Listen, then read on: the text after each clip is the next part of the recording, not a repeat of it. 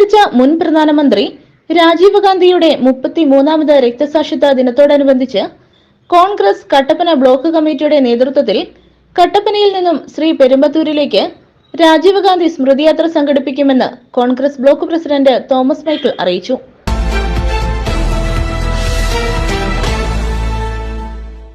20-ാം തീയതി രാവിലെ 9 മണിക്ക് കട്ടപ്പന ഗാന്ധി സ്ക്വയറിൽ നിന്നും ആരംഭിക്കുന്ന യാത്ര മുൻ DCC president advocate Joy Thomas flag off ചെയ്യും.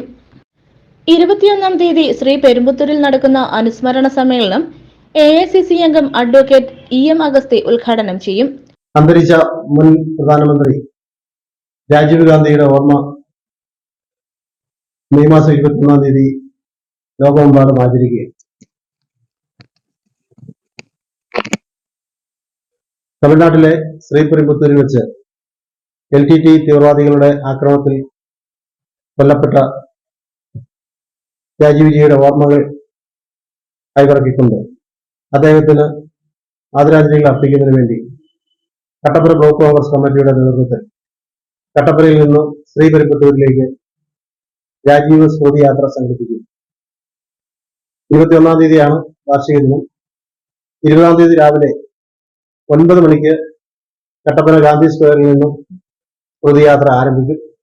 21-ാം തീയതി രാവിലെ 9 മണിക്ക് ശ്രീപെരുമ്പത്തൂരിലെ രാജീവ് ഗാന്ധിയുടെ രക്തസാക്ഷി മണ്ഡപത്തിൽ പുഷ്പാർച്ചന നടത്തിക്കൊണ്ട് കട്ടപ്പന ബ്ലോക്ക് കോൺഗ്രസ് കമ്മിറ്റിയുടെ നേതൃത്വത്തിൽ അദ്ദേഹത്തോടുള്ള ആദരവ് പ്രകടിപ്പിക്കുകയാണ്. 20-ാം തീയതി രാവിലെ 9 മണിക്ക് കട്ടപ്പന ഗാന്ധി സ്ക്വയറിൽ DCCയുടെ മുൻ അധ്യക്ഷൻ അഡ്വക്കേറ്റ് ജോയ് തോമസ് സ്മൃതിയാത്ര ഫ്ളാഗ് ഓഫ് ചെയ്യും.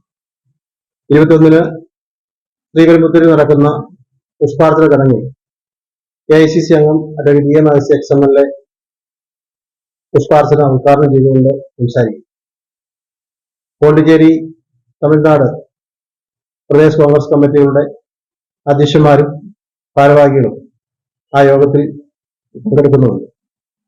രാജീവ് ഗാന്ധിയെ സംബന്ധിച്ച് ഈ രാജ്യത്തിന് വിലമതിക്കാനാവാത്ത സംഭാവനകൾ നൽകിയിട്ടുള്ള വ്യക്തിത്വം ഇന്ന് IT മേഖലയിൽ നമ്മുടെ രാജ്യത്തുണ്ടായിരിക്കുന്ന വലിയ തീർച്ചയായിട്ടും പുറത്തു കുറിച്ചത് രാജീവ് ഗാന്ധിയുടെ ഭാവനാപൂർണമായ ഓർമ്മയുടെ അടിസ്ഥാനത്തിൽ. രാജീവിന്റെ ആ നല്ല ഓർമ്മകൾക്ക് ഇന്നത്തെ രാഷ്ട്രീയ കാലാവസ്ഥയിൽ ഇന്ത്യയിൽ വലിയ പ്രാധാന്യമാണ്.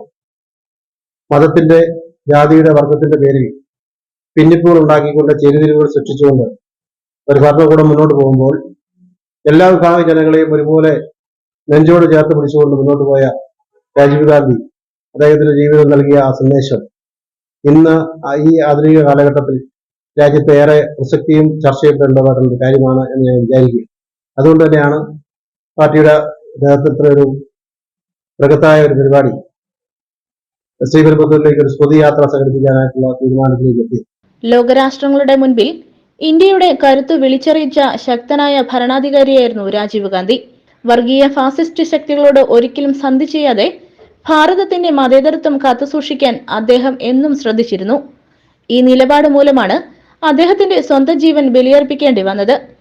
രാജീവ് ഗാന്ധിയെ പോലെ ഒരു ഭരണാധികാരിയുടെ അഭാവം ഇന്ന് ഭാരത ജനത തിരിച്ചറിയുന്നുവെന്നത് യാഥാർത്ഥ്യമാണ്.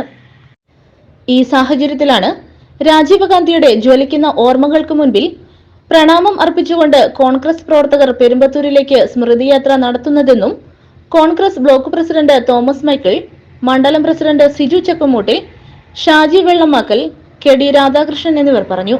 News bureau, Kattappana.